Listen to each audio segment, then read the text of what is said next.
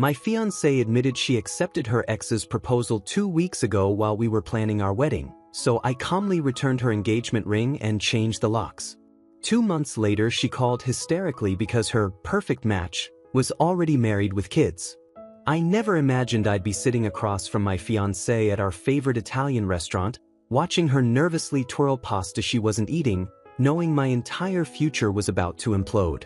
Madison and I had been together for 4 years, engaged for 8 months, deep into planning our September wedding at a waterfront venue in Seattle.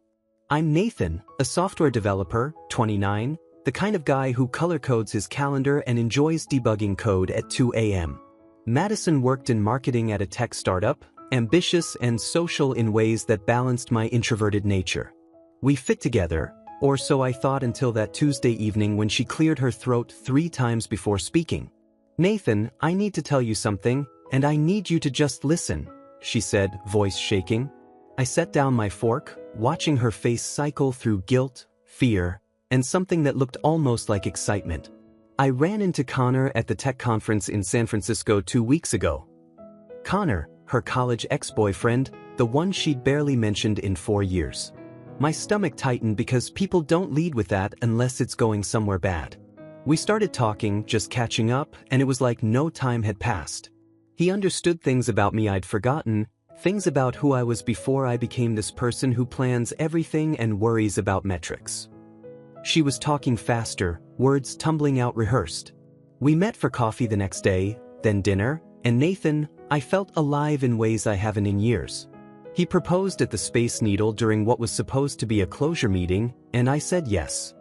The restaurant noise faded. "You said yes," I repeated, looking at the engagement ring I'd spent 3 months' salary on. 2 weeks ago, while we were confirming our wedding venue and finalizing the guest list, you got engaged to someone else. "I know how this sounds," Madison said, tears forming. "But Connor and I have this connection, this intellectual chemistry that's different." My dad even said after meeting him that Connor was more my intellectual equal, someone who really challenges me. I should have felt rage, should have made a scene. Instead, odd calm settled over me, the focused clarity I get debugging complex code. "Give me your hand," I said quietly. Madison looked confused but extended her left hand. I gently removed the engagement ring and placed it in my jacket pocket. "You have 48 hours to move out of the loft. I'll stay at my sister Jennifer's until Friday. After that, locks get changed." "Nathan, wait, we should talk like adults," she said, panic replacing tears. "Handle the deposits, the gifts, the announcements. You should have thought about that before accepting another man's proposal while wearing my ring," I replied, standing and placing 20s on the table. "Talk to your intellectual equal about logistics. I'm sure he'll have brilliant insights." I walked out, hands steady, mind cataloging what needed doing. Call Jennifer, document everything, separate finances, protect myself legally. Behind me, Madison called my name. I didn't turn around. The next day at Jennifer's, my lawyer sister and I reviewed everything over coffee while my phone exploded with Madison's family messages. Her father Richard texted about how sometimes people need to follow their hearts even if timing is unfortunate. Her mother called twice about how these things happen, and Madison's always been passionate. Her brother Tyler messaged, "Dude, this is messed up, but she seems really happy with Connor. Maybe it's for the best." Jennifer snorted, reading over my shoulder. "They're acting like she discovered cosmic truth instead of just cheating. We need to check finances immediately. Someone capable of secret engagements is capable of other things." That night in Jennifer's guest room, I finally let myself feel it. Not dramatic breakdown, but deep aching betrayal mixed with unexpected relief. Madison had shown exactly who she was. I dodged worse than a broken engagement. I dodged a lifetime with someone who could look me in the eye daily for 2 weeks, plan our future, and never mention she'd promised that same future elsewhere. My phone buzzed. "Nathan, please, we need to talk rationally. Connor and I didn't plan this. Sometimes love finds you unexpectedly. You deserve someone who loves you like I love Connor. This hurts now, but one day you'll thank me for being honest." I screenshot it for Jennifer, then blocked the number. Right then, I decided to handle this with methodical precision, document everything, protect myself legally, walk away from Madison's chaos with dignity intact. I had no idea that 48 hours later, going through our apartment before changing locks, I'd discover evidence transforming hurt into cold, calculating determination to ensure Madison never played victim in our story. Thursday afternoon, I returned to our downtown loft with Jennifer and a locksmith, expecting to just change locks and catalog what Madison had taken. Walking through felt surreal, like touring a museum of an ended life. Her closet half empty, bathroom counter cleared of expensive skincare products. I was maintaining composure until I opened her nightstand drawer looking for spare keys and found a folder labeled Wedding Planning.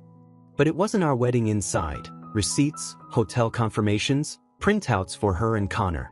A custom Omega watch purchased 3 weeks ago for $4,200 with a gift note. For my real future, can't wait to spend forever with you. Hotel receipts from Portland, 2 separate weekends when she'd claimed girls' weekends with college friends. Romantic restaurant reservations, wine tastings, couples spa packages. All paid from our joint savings account we'd been building for our Japan honeymoon. I sat on the bed doing math that made my chest tight. Jennifer found me 20 minutes later, methodically photographing receipts with my phone. "Nathan, what did you find?" she asked, seeing my face. "She's been planning this at least a month," I said, eerily calm. October 15th, Portland hotel when she said she was visiting her roommate going through divorce. October 23rd, another Portland weekend during her supposed team retreat. November 2nd, this custom watch, same day she reminded me to finalize our wedding bands. Jennifer grabbed the folder, lawyer brain activated. "This is financial fraud. Over $12,000 withdrawn from your savings in 6 weeks. $12,000 of careful budgeting and smart investing, transformed into romantic gestures for another man." I pulled up our banking app, seeing withdrawals I'd been too trusting to scrutinize. "She listed them as wedding expenses," I said, almost laughing at the audacity. I thought she was handling vendor deposits. Jennifer was already calling her banking contact to document everything and file fraud claims. While she made calls, I continued searching, finding more evidence. A burner phone in her gym bag with hundreds of texts to Connor about how Nathan's so predictable and he'll never suspect anything. Photos together she'd never posted publicly, keeping Instagram carefully curated to show only our relationship. The locksmith finished while I boxed everything Madison left behind. The coffee maker I'd bought for her birthday, she'd told Connor she hated my cheap taste in appliances. Books I'd given her, unread, while she'd apparently devoured Connor's recommendations. Someone knocked. Through the new peephole, Rachel, Madison's sorority best friend. We'd been cordial at countless dinners. I opened cautiously. "Nathan, I'm so sorry," Rachel said, genuinely distressed. I tried warning her this was insane, that Connor was probably playing her, that she was destroying something real for fantasy. She cut me out 2 weeks ago for not being supportive of her true love. "You knew?" I asked. 3 weeks ago I saw them at a Portland restaurant. I was there for work, and there's Madison having intimate dinner with some guy who definitely wasn't you. When I confronted her, she made me promise not to tell because she needed time to figure out feelings and didn't want to hurt you unnecessarily. I should have told you immediately. I was exhausted to be angry. She would have done this anyway.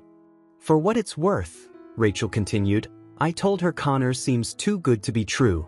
The way he just happened at that conference, immediate proposal, supposedly successful tech entrepreneur, but I can't find real information about his company online. Something feels off." Madison called me jealous and toxic when I suggested she verify his background. That caught my attention. Rachel showed me her research. Connor's digital presence was oddly minimal for someone supposedly in tech leadership. "I think he might be running some con," Rachel said. But Madison's desperate to believe this intellectual soulmate fantasy. Her parents encourage it because Connor said right things about appreciating their daughter's intelligence. They think you held her back. After Rachel left, Jennifer emerged from calls. "Good news, banks flagging those transactions, filing fraud claims. You'll likely recover most since you can prove misuse of joint funds. Bad news, Madison's father called threatening countersuit if we pursue harassment charges. I laughed. Harassment for documenting her theft? Rich people logic, Jennifer shrugged. They're trying to intimidate you into walking away quietly. But I've already filed everything. By Monday, there's legal record of exactly what Madison did. That night at Jennifer's, I felt the weight of everything. Not just betrayal, but premeditation.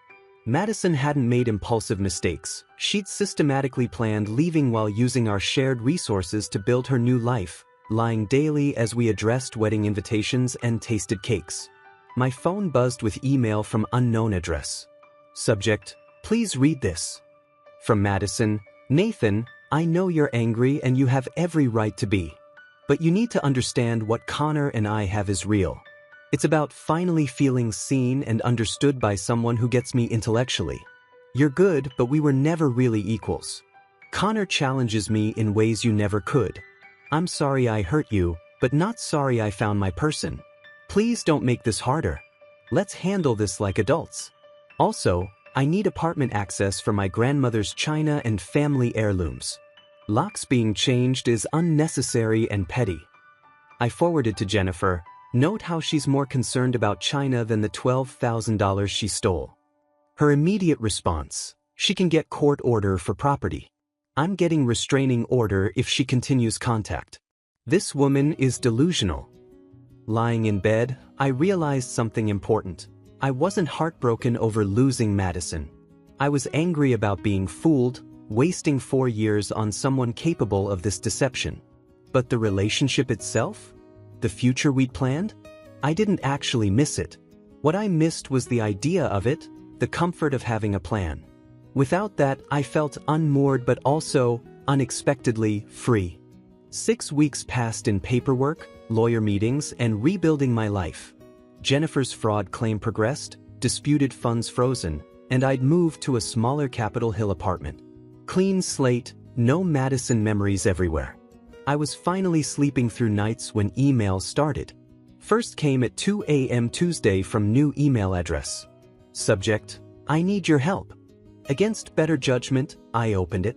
Nathan, I know we're not together anymore, but I'm in really difficult position and you're the only person I can turn to.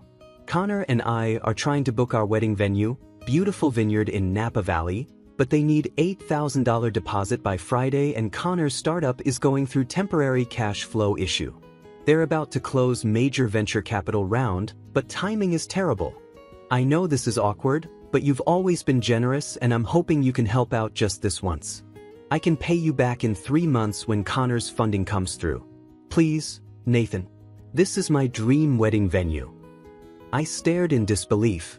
She wanted me to fund her wedding to the man she'd left me for. The audacity was impressive. I forwarded to Jennifer, is she actually insane? Jennifer's response, don't reply. She's testing boundaries to see if she can still manipulate you. Textbook financial abuse attempt. I didn't respond, but Madison wasn't deterred. 3 days later, Nathan, I haven't heard back about the venue deposit. Deadline is tomorrow and I'm getting really anxious.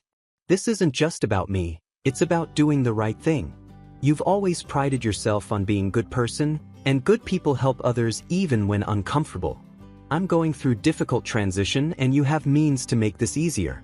It's just $8,000. That's nothing to you. Nothing to me. Like I printed money instead of working 50-hour weeks saving it. Emails escalated, coming every few days with increasingly desperate, accusatory tones. I can't believe you're being this petty and vindictive over our breakup. We're adults, Nathan. Connor and I had to settle for less expensive venue because you refused to help. Hope you're happy sabotaging my happiness out of spite. My dad was right about you. You always were small-minded about money. Successful people invest in relationships, even after they end. Then nostalgia tactics. Remember when you said you'd do anything to make me happy? I guess that was only true when you thought you owned me. Real love doesn't end just because relationship does. I showed emails to Zoe, my coworker who'd become a friend during this mess. We'd started having lunch after she'd overheard me on phone with Jennifer about fraud case. Zoe was a UX designer, smart and empathetic, with this way of cutting through nonsense. "She's literally asking you to pay for her wedding to another man," Zoe said, shaking her head. "That's delusional entitlement." "She genuinely seems to think I owe her this," I said. "Like our 4 years created permanent financial obligation." "You should respond once," Zoe suggested. "Make it crystal clear you're not her backup bank." I typed single reply. "Madison, I will not provide any financial assistance to you, now or ever. Please stop contacting me. Any future communication should go through my lawyer." Her response came within minutes. "Wow. Just wow. I can't believe you're being this cruel. I guess I never really knew you at all. Connor would never treat someone this way, even an ex. He actually understands relationships evolve and change, but that doesn't mean you abandon people completely. This is why we didn't work, Nathan. You're cold and transactional about everything, even human connections." I blocked that email, but she created another. Then another. Each with slightly different appeals. "I'm not asking for gift, just a loan. This is about basic human decency. You're proving everyone right who said you were emotionally unavailable." The breaking point came when Madison got my work email. "Since you're ignoring my personal emails, I'm reaching out here. I need $3,500 for wedding planning expenses. Connor's investors are asking more questions than expected and funding is delayed another month. I know you get quarterly bonuses and yours should be coming soon. I'm literally begging you, Nathan. Don't make me ask my parents because they'll never let me hear end of it about marrying someone who can't even afford his own wedding." I immediately forwarded to HR and IT. They blocked her address and offered to pursue harassment charges. I declined, but security made a note in case she tried showing up at office. That evening, Jennifer called with update on fraud case. Bank recovered $11,400 of the $12,000. Madison has to pay it back in installments or face criminal charges. Her father's lawyers tried arguing it was gift, but burner phone texts where she literally says, "Nathan will never notice if I'm careful," destroyed that argument. "She has to pay it back?" I asked, feeling genuine satisfaction. "Monthly installments of $950 for a year, starting next month. If she misses payment, criminal charges get filed automatically." Her father is furious. He didn't realize she'd actually stolen from you, thought this was just messy breakup where you were vindictive. Madison needed $8,000 for dream venue while simultaneously paying me $950 monthly for stealing. The irony was delicious. 2 days later, voicemail from unknown number. Madison's voice crying, "Nathan, please pick up. I know you're screening calls, but this is emergency. My parents found out about fraud case and they're refusing to help with any wedding expenses until I take responsibility for my actions. Connor's upset because I told him I had money saved for wedding and now he knows I don't. Everything's falling apart and I really need someone who understands me right now." I deleted voicemail without responding. Madison started sending Venmo and PayPal requests with pathetic captions, $8,000, wedding venue, please help, $500, just for groceries, I'm struggling, $200, emergency car repair, literally stranded. I declined each and blocked her on every payment platform. 2 months after our breakup, I was finally sleeping peacefully when my phone rang at 3 a.m. A known number. I almost didn't answer, but something made me pick up. Madison's voice came through hysterical, barely intelligible through sobs. "Nathan, oh my God, please, I need you to listen. Connor's married. He's married with kids. He has a whole family in Denver and I'm such an idiot." I sat up, brain struggling to process. "Madison, slow down.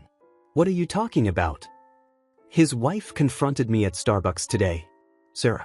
She showed me everything. Marriage certificate, photos of their kids' birthday parties, screenshots of Connor's active Tinder profile where he targets women at tech conferences.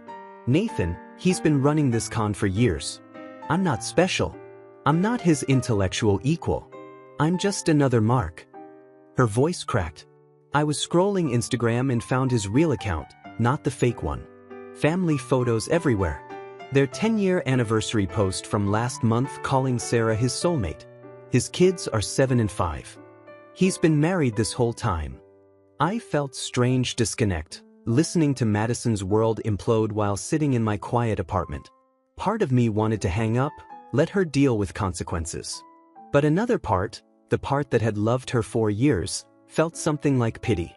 "I'm sorry that happened to you," I said, meaning it. "That's genuinely awful." "I left you for a con artist," she sobbed. "I threw away everything real for someone using me." Sarah said Connor specifically targets women in tech who seem financially stable. He tells them about fake startups, gets them emotionally invested, then starts asking for money.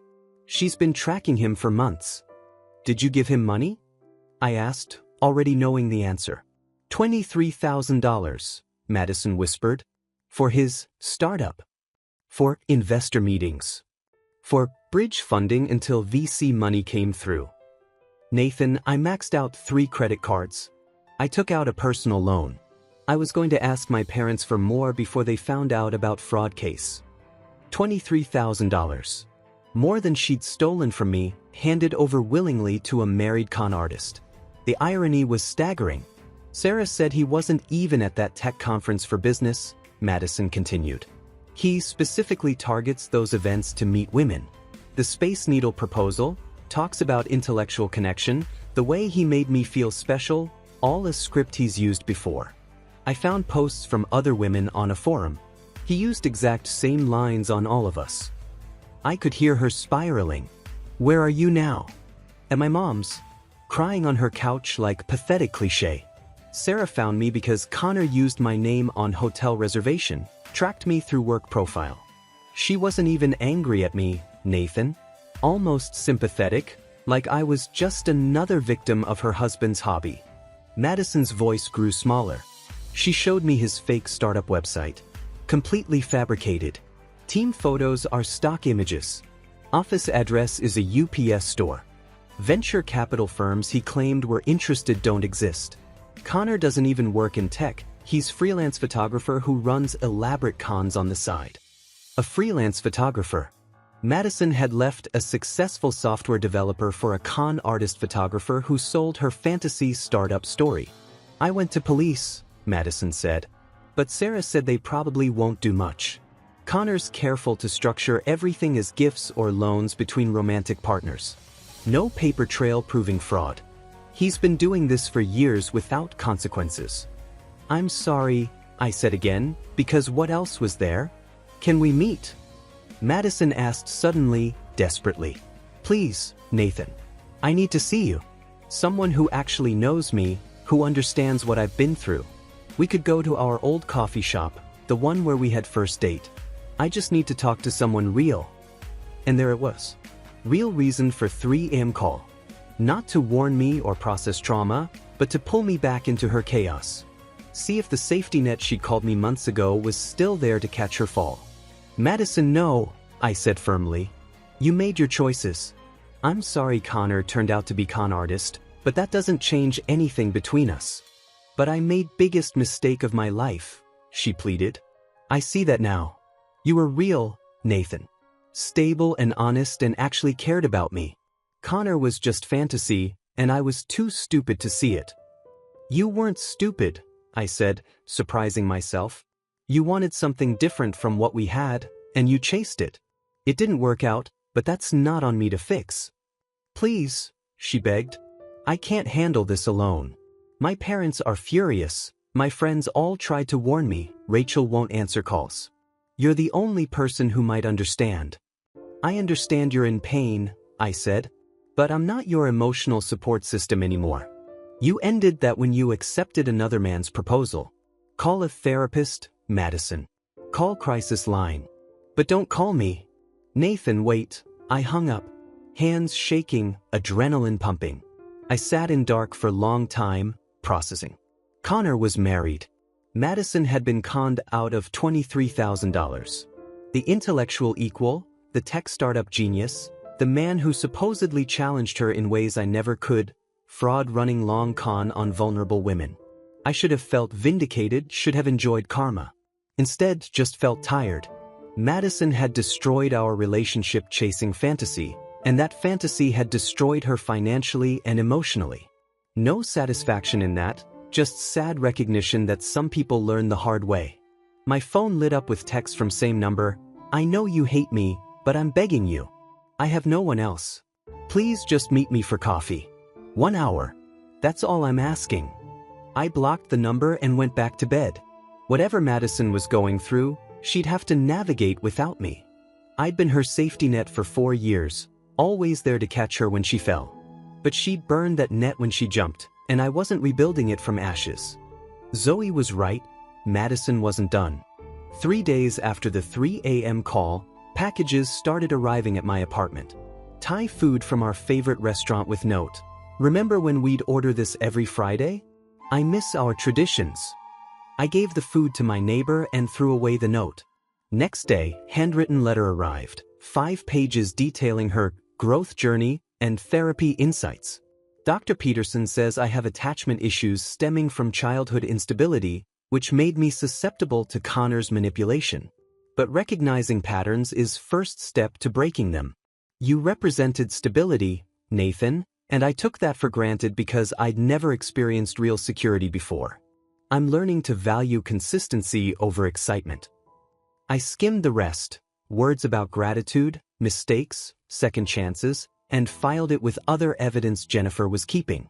Then came the PowerPoint presentation via email.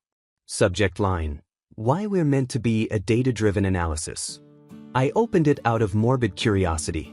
Slide 1. Compatibility metrics, a retrospective. Slide 2. Charts showing our shared values alignment and long-term goal synchronization.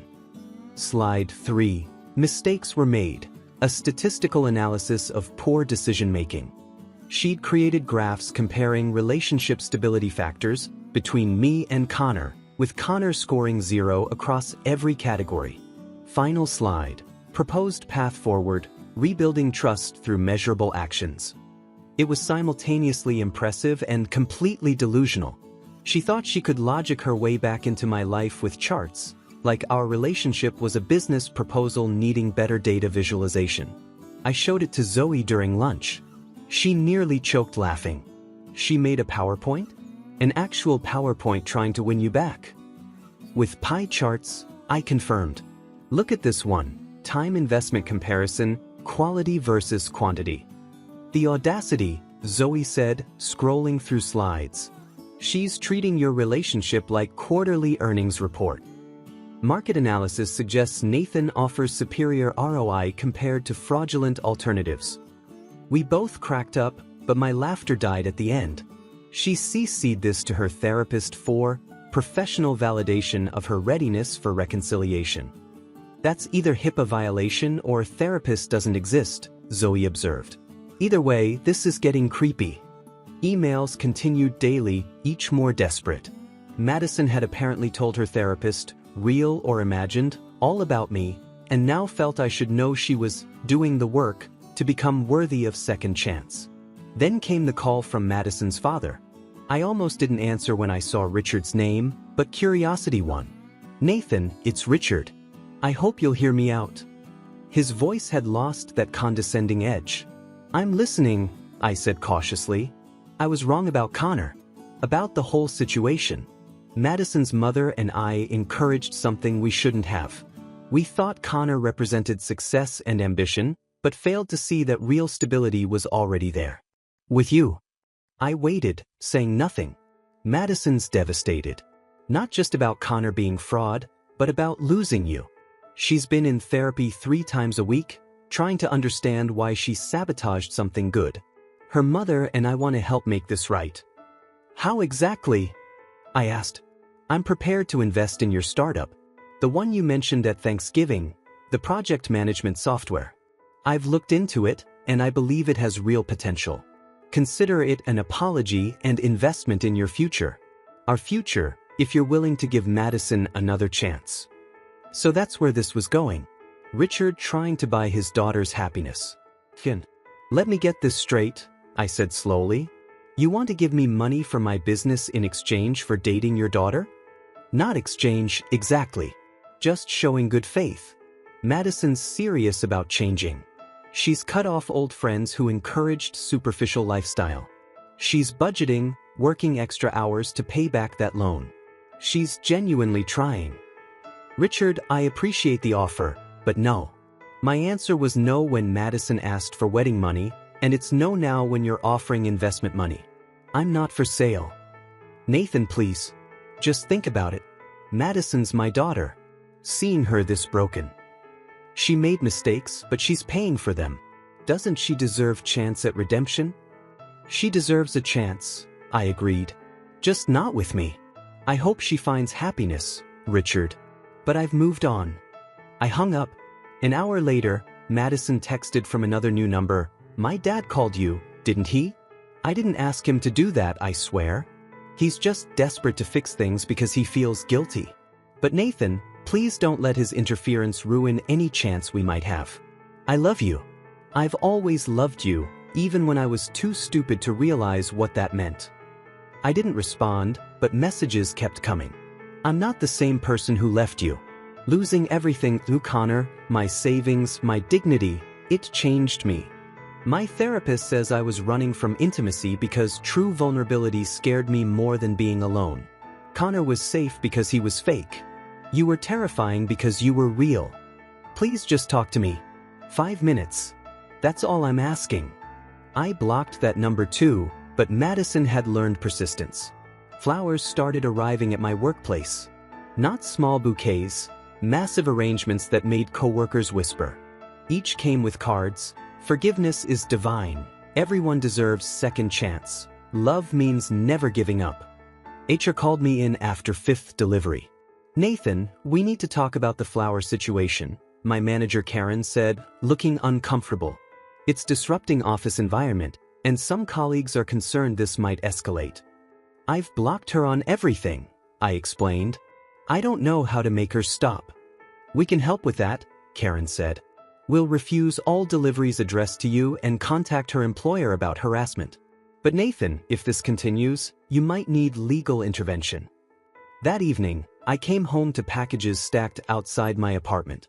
Gifts I'd mentioned wanting months ago, specific mechanical keyboard, books from my reading list, vintage poster from my favorite band. Madison had kept mental notes of every casual comment, now using them to prove she'd paid attention. Notes attached broke my heart a little. You mentioned wanting this for home office setup. I remember everything you told me, Nathan. Every dream, every goal, every small detail that made you happy. I took it all for granted, but I remember now. I donated everything to Goodwill unopened and changed delivery instructions to refuse all packages. Final straw came when Madison's mother showed up at my apartment one Sunday morning. I opened door to find Patricia standing there, looking smaller and more vulnerable than I'd ever seen her. Mrs. Anderson, I said, shocked. Nathan, please, I just need a moment. May I come in? Against better judgment, I let her in. She sat on my couch, twisting tissue in her hands. Madison's destroying herself, Patricia said. She's not eating, barely sleeping. All she does is work and go to therapy and try to figure out ways to reach you. I'm scared for her, Nathan. As mother, I'm terrified. I'm sorry she's struggling, I said carefully. But that's not my responsibility anymore. I know, but seeing your child in pain, we pushed her toward Connor. Richard and I thought success meant money and status. We taught her to value wrong things. This is our fault as much as hers. Madison made her own choices, I said. She's adult. She was adult we raised to believe love should look like transaction, Patricia countered. That relationships should elevate social status. When she met Connor, she saw dollar signs and prestige. When she was with you, she saw comfort, stability, things we taught her to take for granted instead of treasure. I didn't know what to say.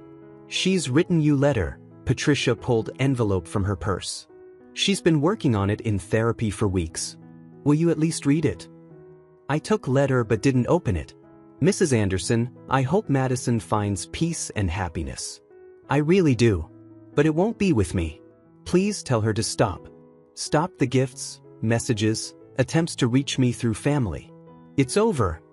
Patricia left looking defeated, and I put unopened letter in drawer. 3 weeks later, Zoe invited me to a charity tech gala her company was sponsoring. "You need to get out and network," she said. "Plus, open bar and I hate going to these things alone." I'd been spending more time with Zoe lately. What started as friendly lunches had evolved into weekend coffee meetups, movie nights, dinners where we split checks without drama.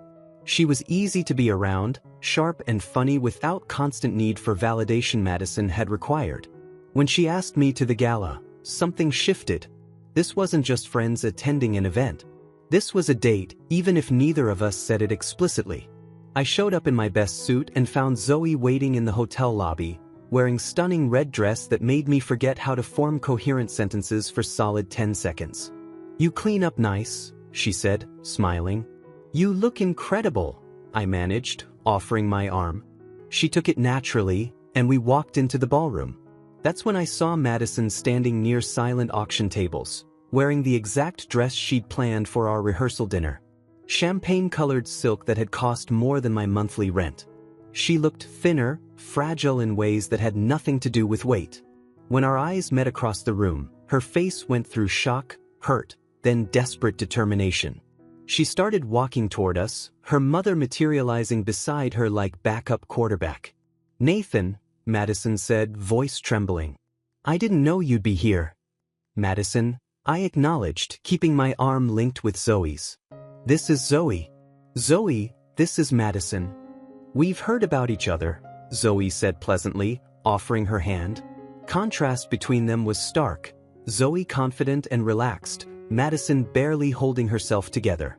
Patricia stepped forward, clearly on mission. "Nathan, I'm glad we ran into you. Madison has something she'd like to say, and I hope you'll give her courtesy of listening.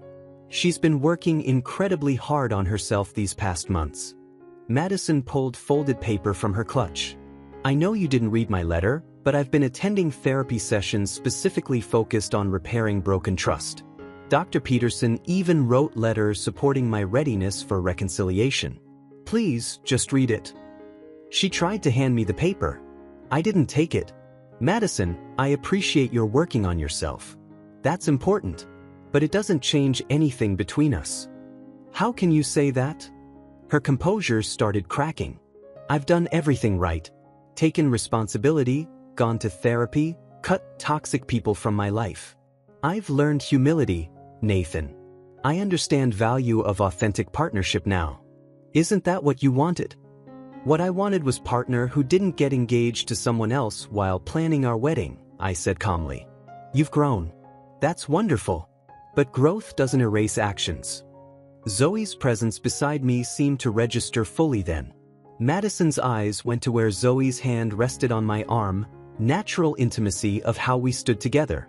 "How long has this been going on?" Madison demanded, voice rising. "How long have you been seeing her?" "That's none of your business," I said.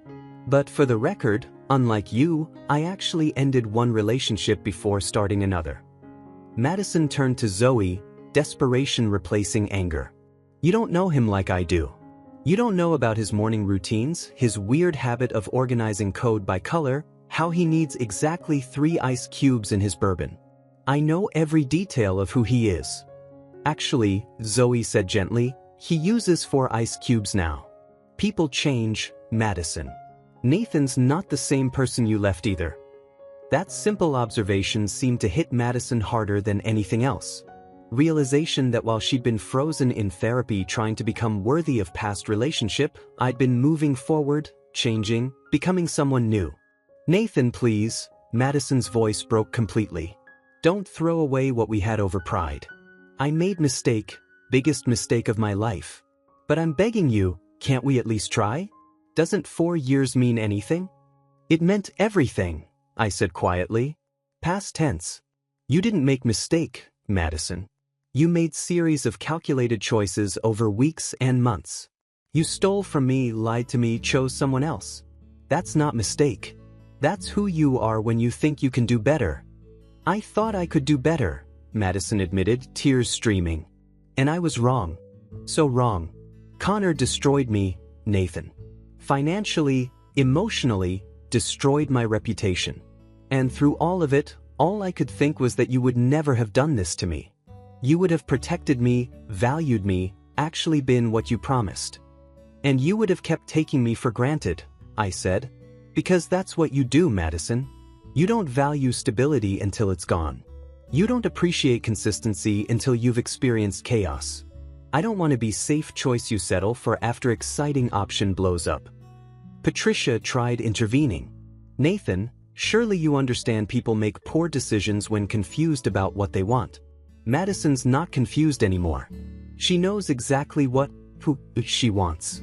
Mrs. Anderson, with all due respect, Madison knowing what she wants now doesn't obligate me to provide it. Some bridges burn so completely that not even ashes remain. Finality in my voice seemed to penetrate Madison's desperation. Her shoulders slumped, mascara streaking cheeks. So that's it? You're just going to walk away with her and pretend 4 years meant nothing? I'm going to walk away because 4 years did mean something, I corrected. It meant I loved someone who didn't love me back the same way. Who saw me as placeholder until something shinier came along. I deserve better than that. And honestly, so do. But you won't find it by trying to resurrect something you killed. Madison opened her mouth to respond, but nothing came out. Patricia took her daughter's arm, looking decades older. We should go, sweetheart, Patricia said softly. I'm sorry, Madison whispered, not to me specifically, just to the universe. I'm so sorry for all of it.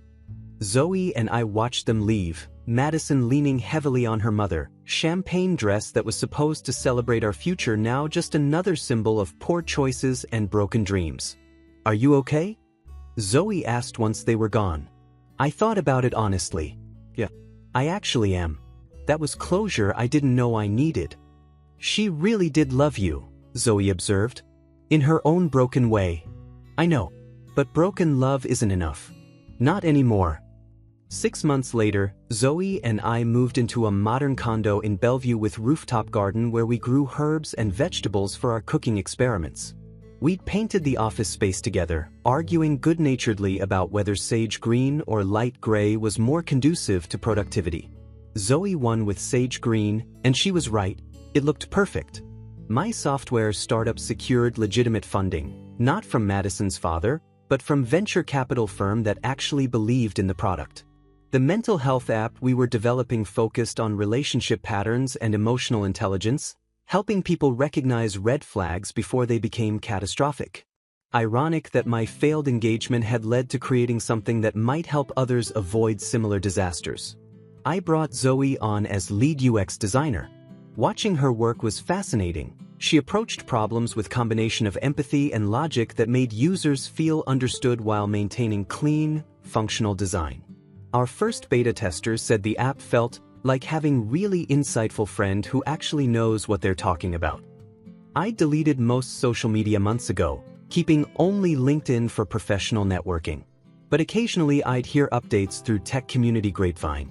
Madison's social media presence had vanished after screenshots of Connor's wife's confrontation went viral in our industry. She'd become cautionary tale, the woman who left stable relationship for con artist, complete with PowerPoint presentations and workplace flower deliveries. Rachel reached out once to tell me Madison had moved to Austin to work remotely for startup incubator. She's trying to rebuild somewhere people don't know the story, Rachel explained. How is she? I asked, surprising myself by caring. Getting better, I think. She's in therapy still, actually working on herself instead of trying to become what she thinks someone wants. It's hard watching someone you love learn humility the hardest way possible. I understood that. Despite everything, I didn't wish Madison pain. I just didn't want to be part of her healing journey. One evening in early spring, I was debugging code when my phone buzzed with notification. Email from address I didn't recognize, subject line simply, closure. I almost deleted it unread, but something made me open it. Nathan, I know you probably don't want to hear from me, and I'm not asking for response. I'm writing this as part of my therapy work, making genuine amends without expecting forgiveness. I'm sorry for everything. Not just for leaving you for Connor, but for years before that when I took you for granted. For treating you like safety net instead of partner. For measuring your worth by how you made me look instead of how you made me feel. Connor was con artist, but I conned myself into believing I deserved better than what I had. Truth is, I didn't deserve you at all. You were kind, consistent, thoughtful, all things I'd been taught to see as boring instead of beautiful. I destroyed something real chasing fantasy, and I have to live with that. I hope you're happy, Nathan. I mean that genuinely. Not bitter. I hope you're happy, people say when they're actually miserable, but real hope that you found what you deserve. Someone who values stability, who appreciates your attention to detail, who understands that love isn't about constant excitement but about showing up every day. I'm sorry for everything, and I hope one day I can look back on this without crushing weight of regret. But mostly, I hope you've moved forward without looking back. Goodbye, Nathan. Thank you for 4 years, even if I didn't appreciate them at time. Madison, I read it twice, looking for manipulation or hidden requests. But it seemed genuine, real apology without expectations. I saved it to folder Jennifer and I had created for documentation, then closed my laptop. Everything okay? Zoe asked, emerging from bedroom where she'd been sketching new interface designs. Madison sent an apology email, I said. Actual apology or, I'm sorry but maybe we could try again apology? Actual apology. Therapy homework, probably, but it seemed sincere. Zoe sat beside me on couch, our rescue dog Debug immediately jumping up to join us. We'd adopted him 3 months ago, scruffy terrier mix with one ear that flopped and another that stood straight up. Madison had always wanted designer breed dog, something Instagram-worthy. Debug was perfect in his imperfection. Are you going to respond? Zoe asked. I thought about it honestly. No. She said she didn't expect one, and I think responding would just reopen doors that need to stay closed. She's working on herself, I'm building something new. That's enough closure for both of us. Zoe nodded, understanding without needing explanation. That was the thing about being with someone secure. You didn't have to justify every decision or prove commitment constantly. She just trusted me. We spent next hour working on the app, Debug snoring between us, Seattle skyline visible through our windows. This was what happiness looked like, not grand gestures or dramatic declarations, but quiet evenings with someone who made ordinary moments feel meaningful. Month later, I ran into Rachel at tech conference. She looked happier, more relaxed. Nathan, I heard about your funding round. Congratulations on app launch. Thanks. How are you? Good. Really good. I got promoted, started dating someone new. Life's been kind. She paused. I should tell you, Madison's doing okay. She's seeing someone in Austin, a teacher. Very different from her usual type, but that seems to be point. She's learning to value different things. I'm glad, I said, meaning it. She deserves to be happy. She does. And so do you. I saw an announcement about you and Zoe getting engaged. Congratulations. I smiled, unconsciously touching ring in my pocket. I was planning to propose that weekend at Rooftop Garden. Thank you. It feels right, you know? Like everything that happened with Madison, as painful as it was, led me exactly where I needed to be. Rachel nodded. Sometimes worst betrayals lead to best new chapters. Madison taught you what you don't want. Zoe's showing you what you deserve. After Rachel left, I pulled out my phone and opened email app. Madison's apology was still sitting there, read but never replied to. I thought about sending something back, I forgive you, or I hope you find happiness too, but decided against it. Some stories don't need perfect endings. They just need to end. That weekend, I proposed to Zoe in our rooftop garden, surrounded by herbs we'd planted together. She said yes before I'd finished asking, laughing and crying and calling me idiot for being nervous. Did you really think I'd say no? She asked, examining ring through happy tears. I had whole speech prepared, I admitted. 3 drafts actually. Of course you did, she said, kissing me. That's so perfectly you. I never heard from Madison again. Through grapevine, I learned she eventually married the teacher, had small ceremony in Austin, seemed genuinely content with quieter life than she'd once imagined wanting. She'd found her own version of happiness, And I was genuinely glad. As for me, Zoe and I got married in small ceremony at Bellevue Botanical Garden. Jennifer was my best woman, making jokes about how this wedding actually happened unlike last one I'd planned.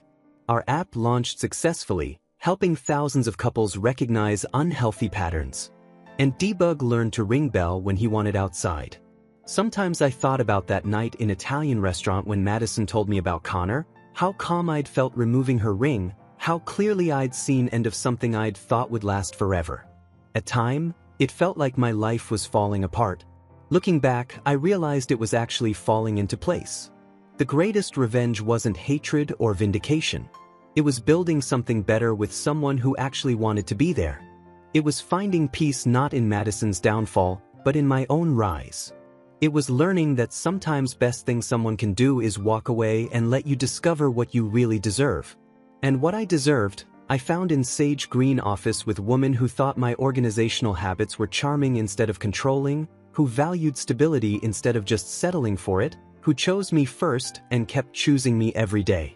That was real ending, not revenge, not karma, just quiet satisfaction of knowing I dodged bullet, learned from it, and found something infinitely better on other side.